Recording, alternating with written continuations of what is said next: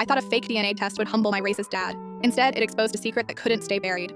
My father spent 30 years building his reputation as the town's most upstanding citizen. Church deacon, Rotary Club president, the guy who sponsored Little League teams. But at home, behind closed doors, he was different. Every dinner became a platform for his theories about diluted bloodlines and preserving heritage. When my sister brought home her boyfriend Darius, Dad made him wait on the porch for 20 minutes before answering the door. "We don't mix with those people," he told me later, as if it was the most natural thing in the world. I'd had enough. At 19, I decided to teach him a lesson he'd never forget. I ordered 2 DNA ancestry kits online. I submitted mine legitimately, but for his, I swapped the sample with DNA from my friend Khalil. The plan was simple. When Dad's results came back showing 40% African ancestry, I'd watch his world crumble. Maybe he'd learn that his precious bloodline wasn't so pure after all.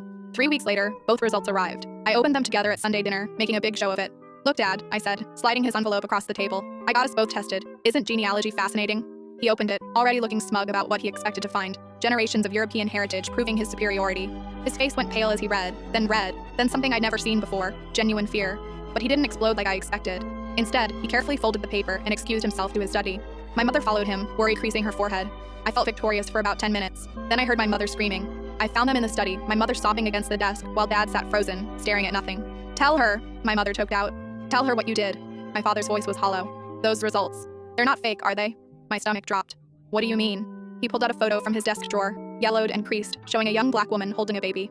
"Her name was Vivian," he whispered. "We were together before I met your mother. She got pregnant. My parents said I'd lose everything if I didn't walk away. So I did." The room spun. "I have a brother?" I asked. Dad shook his head. "A sister." I checked after seeing these results. "Her name's India. She's 35 now, living 2 towns over.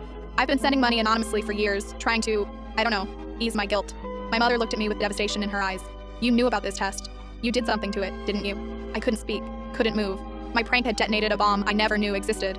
Dad stood up, his hands shaking. "I built this whole life on a lie. Preached about bloodlines while abandoning my own daughter. Condemned people who looked like her while pretending she didn't exist." 3 days later, my parents separated. Dad moved into a hotel and started therapy. The story leaked somehow, probably through my mother's sister, and within a week, the whole town knew. He resigned from the church board, quit the Rotary Club, and stopped leaving his apartment except for groceries. I tracked down India through social media. She agreed to meet me at a coffee shop, wary, but curious. When I saw her, I saw pieces of my father in her face. The same stubborn jaw, the same deep-set eyes. She'd grown up with a single mother who cleaned houses, never knowing who her father was until the checks started arriving with no return address.